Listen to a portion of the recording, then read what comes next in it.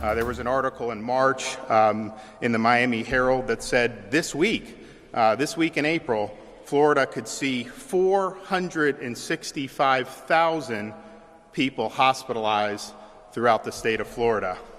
The reality, slightly more than 2,000.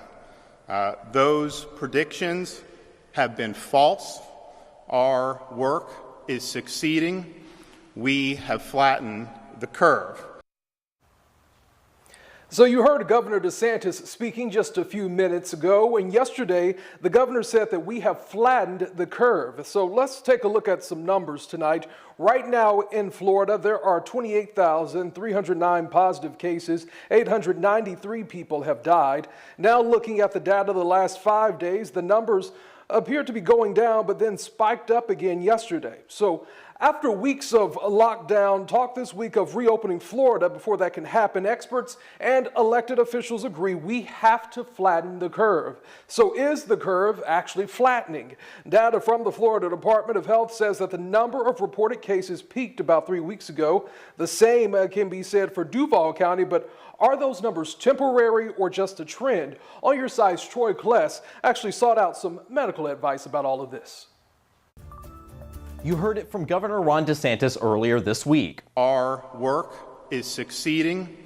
We have flattened the curve. But do the numbers back that up? Here's what the curve has looked like over the past 30 days. It appears that statewide cases peaked when 1,300 new cases were recorded that day.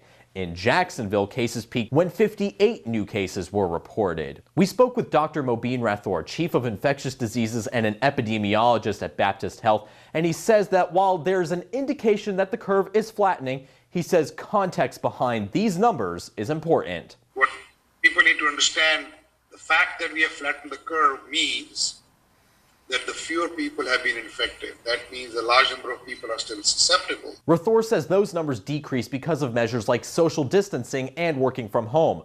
Other experts like Dr. Sunil Joshi, president of the Duval County Medical Society, agrees. We know people are going to be exposed and infected, but not let it spike so high that it completely destroys the healthcare system. He feels Floridians have done a good job at just that, not overwhelming the healthcare system.